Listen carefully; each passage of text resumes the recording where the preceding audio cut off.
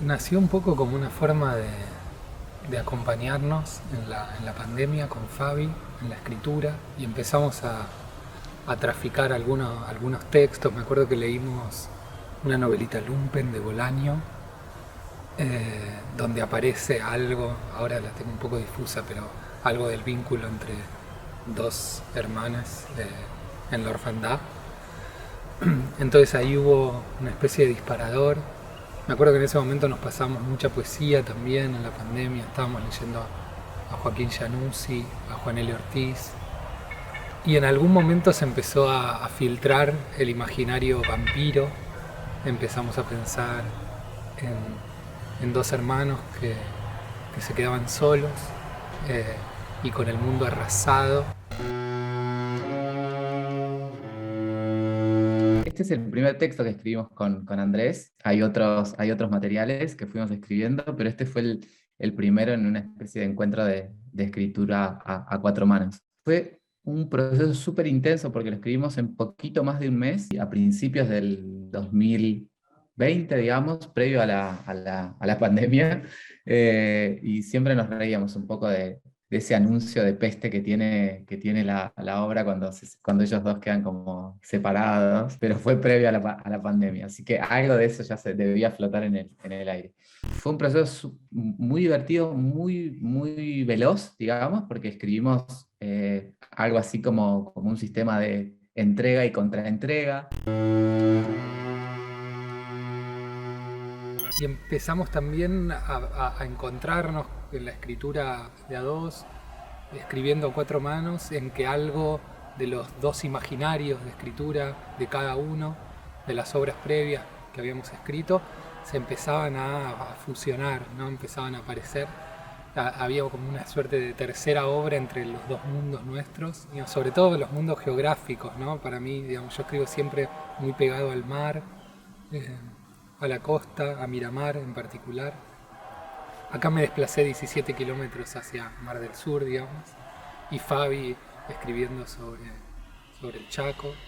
La noche que terminamos de corregirlo, como hicimos el primer corte definitivos, esa misma noche se la mandamos a Guille y a la mañana siguiente Guille la había leído y a los 2 días nos juntamos a tomar un café. Pero creo que finalmente por ese tiempo y esa suspensión, digamos, que habilitó el tiempo rarísimo de la pandemia, es que apareció como esta construcción de la obra en la cual Guille encuentra como en ese sur una posibilidad de armar el trabajo dislocado de la escena porteña, básicamente. Andrés es de Miramar, yo soy de Chaco, y entonces en las obras que fuimos escribiendo después hay algo de ese territorio que no es el de la ciudad, y cuando aparece la ciudad aparece narrada desde una mirada que no es la porteña o de la capital. También encontramos en el fondo del ropero una foto. Esta foto. Mamá está parada sola en un valle pequeño, apenas se sonríe, está embarazada de mí. Oh, de mí, ¿cómo sabes? La obra de algún modo narra a dos hermanos que se quedan solos en la intemperie del mundo y que tratan de subsistir como pueden, sobre todo mirando películas, digamos, acompañándose. Y para nosotros, de algún modo, la obra hablaba sobre la experiencia de la amistad, ¿no? Sobre nuestra amistad también, la de Fabi y yo, en la distancia de la pandemia. Y salió esta obra que es como una especie de oda a la hermandad en clave vampiro. Por fuera de las referencias y de un campo, digamos, en el que cada uno de los dos trabaja o otros campos de referencias que tal vez tenemos comunes, siempre nos pareció que esta obra era también como un ejercicio de amistad, de alguna manera, como si hubiéramos puesto a circular algo del vínculo de amigos que tenemos en una obra que trata de alguna manera sobre la hermandad. Lo que está bueno de escribir así a cuatro manos es eso, es ejercitar un vínculo, digamos, ¿no? Como cuando uno comparte una convivencia, al menos por un tiempo. Escribir un texto de a dos es una convivencia de alguna manera y hay algo ahí que está bueno.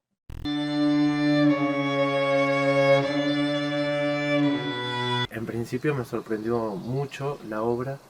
Siempre hablamos mucho de teatro con Guille, de Chekhov y de muchos gustos que compartimos. Y cuando apareció con esta propuesta me sorprendió. Al principio me dejó medio anonadado, diría, por el género, que es vampiresco. Es un género que poco se visita en el teatro y eso fue lo que más me sorprendió.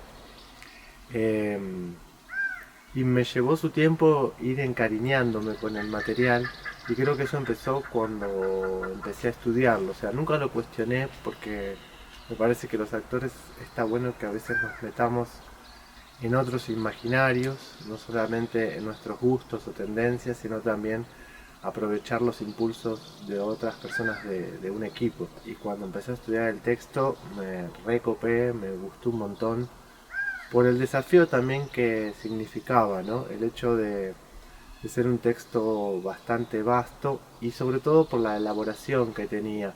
Está escrito por Andrés Gallina y Fabián Díaz, que son amigos y que están acostumbrados a escribir juntos. Y la manera en que está elaborado, con muchísima musicalidad, con muchísimo ritmo. La bala quedó alojada en el interior del cuerpo. Hay que dividir las tareas domésticas. Primero vendrán las técnicas radiológicas, después la autopsia. Yo me puedo quedar con la bala. Vos podrías cocinar, yo fregar los pisos, yo me ocuparía del baño, vos del gato. ¿El gato? Ah, no, el gato lo perdí. ¿Dónde perdiste al gato? En un barrio, lejos. Entonces lo tiraste, no lo perdiste, Marga. Había que estudiarlo tal cual, porque ese era un poco el desafío y la gracia que proporcionaba ese texto. Había que saberlo así tal cual y a partir de ahí empezar a trabajar otras cuestiones que tenían que ver más allá con la actuación, con la puesta, etc. Así que fue para mí un gran desafío, grato desafío, porque gracias a que uno justamente se mete en imaginarios que no son los propios, que siempre en general se repiten, uno puede acceder a nuevos registros o a nuevas zonas sensibles de la actuación, sobre todo en mi caso. Es una obra que pasa por varios géneros, lo cual lo hace también interesante. Nunca me tocó hacer algo que sea un vampiresco, un policial, un drama, algo de comedia también.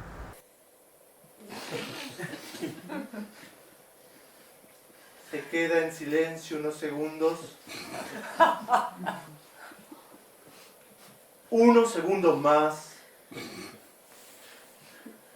Un poco más. Podríamos decir que es un género raro, por decirlo de una forma, pero lindo, interesante. La última etapa del proceso fue ir una vez a Buenos Aires y después se vino Guillermo para acá y fue muy, muy veloz cómo se fue avanzando. Estuvo bueno porque se fueron resolviendo muchísimas cosas y finalizando todo lo que fue el diseño de luces y la puesta de luces, terminó de darle ese colorcito que a la actuación nos facilita más todavía tener ese recurso. Es un recurso que yo creo que nos mete más a nosotros y al público dentro de este suspenso que queremos generar con la obra. Y el trabajo de la música. Ese es otro trabajo que también, o sea, estamos sostenidos como actores por muchísimos recursos que la verdad nos hacen el laburo más sencillo también y este laburo en conjunto, ¿no? Luces, música, actuación en una danza que se va dando, me lleva a algo que nunca hice y a un desafío también actoral, por supuesto, de despegarse de ciertas cosas.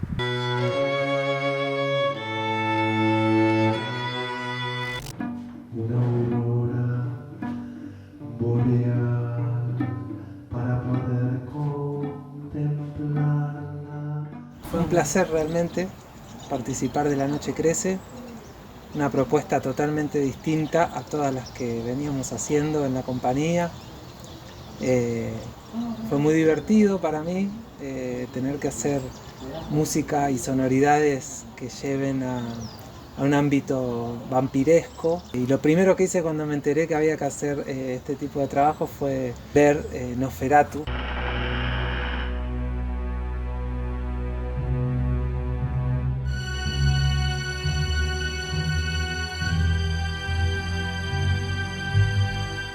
Y bueno, la vi entera la película, escuchando la música, la Sinfonía del Horror que se compuso para eso, y fue una locura volver a ver eso, que ya había visto esa película. Y de ahí traté de inspirarme para sacar los recursos para hacer la música para La Noche Crece. Y fue muy divertido componer para estos dos actores en escena, que fue todo un desafío encarar algo tan distinto. Con mi cuerpo físico también en escena, ¿no? Haciendo música en vivo, teniendo que generar un clima sonoro con el cello. Entonces, bueno, pensar de qué manera se podía generar un clima con un cello en escena. Y bueno, ahí surgieron varias ideas de hacer sonar capas ya que están grabadas previamente. Y fue un desafío porque nunca había hecho música para algo de este tipo, ¿no? De ciencia ficción, de terror, de suspenso.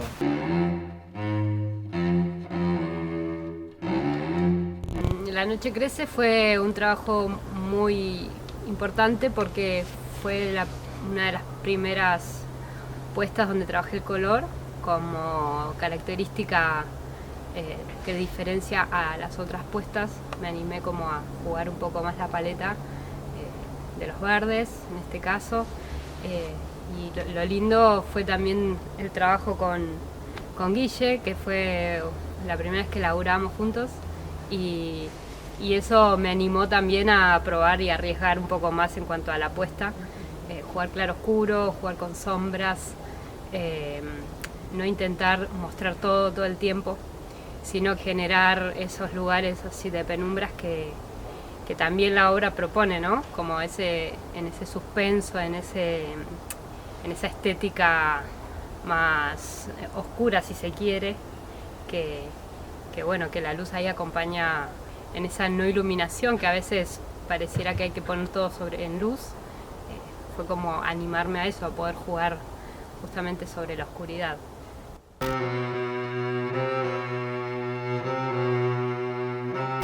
El proceso de creación de La Noche Crece tiene la particularidad de nacer en un punto que me interesa mucho, y es el de una continuidad. Veníamos de una cantidad de sensaciones muy placenteras por el primer encuentro con la obra de Igor Martínez antes, y quedó en estado germinal ahí unas ganas, un deseo de poder hacer otra cosa. Simultáneamente, épocas pandémicas, yo descubría un vínculo precioso con Andrés Gallina y Fabián Díaz, y sentí la necesidad de generar como una suerte de maridaje con dos zonas de placer: la zona de encuentro con el grupo Teatro Casero y con estos dos autores, tal que la obra, que desde siempre me gustó mucho, era no obstante una excusa para prolongar esta sensación de resonancia, de algo que vibraba en un lugar de mucha potencia, casi en ese momento pandémico, podría decir, un lugar casi sanador, ¿no? De poder respirar un oxígeno en medio de la asfixia. En relación al proceso de construcción, ya la obra es una obra muy extraña, podría decir, una obra que en apariencia trae así como evidencia la situación de unos vampiros, obra de la tradición de los vampiros, ¿no? Pero que en realidad está hablando de otras cosas, y creo que por eso se pudo hacer ese maridaje entre amistades, porque la obra creo que pone muy por delante en la figura de dos hermanos la idea cierta idea de la amistad, ¿no? Como la intemperie, la orfandad frente al mundo, por hipotetizar algo, ¿no? De la cantidad de cosas que la obra contiene, y entrar por la vía de esa orfandad frente al mundo, frente a la devastación, frente a aquello a lo que a veces no podemos renunciar, esas cosas de las que somos partes, queremos corrernos y no podemos, como un vampiro que está ahí mordido en su cuerpo por una situación que se torna destino, ¿no? En ese punto nos metimos con la pieza a trabajar tratando de descubrir cuál era su lenguaje escénico. A la mañana siguiente nos despertamos con una carta. Llegó carta, el cartero trajo carta. ¡Gracias, cartero! Abrila, rompela. ¿Qué dice? Es para mamá. Abrila igual. Cómo era la posibilidad escénica de una pieza que tiene una pincelada muy lírica, ¿no? que su construcción dramática no es canónica, donde hay un predominio del relato, del contar, y encontrarle a eso su montaje, su puesta, creo que fue la aventura mayor. Probamos por vías muy distintas hasta que, escuchando como suele pasar, más que imponiéndole una idea de resolución a la obra, escuchando lo que la obra nos decía, y entendiéndola cada vez más, fue apareciendo un poco la posibilidad de ser actuada, de ser montada, y yo diría que como última instancia y también absolutamente gozosa, aparece la idea del ensamble, ¿no? Yo creo que hoy la obra no la puedo pensar sin una situación de ensamble entre lo que tiene que ver con la actuación, el texto, la luz y básicamente también muy fuertemente la idea de la música en escena, ¿no? Creo que hoy por hoy esa presencia, no me gusta decir es un actor más la música, pero es una presencia fundamental para la estructuración del ensamble. Y es también muy gratificante porque reenvía a una situación muy noble de la construcción teatral, que es la plenitud de lo colaborativo, ¿no?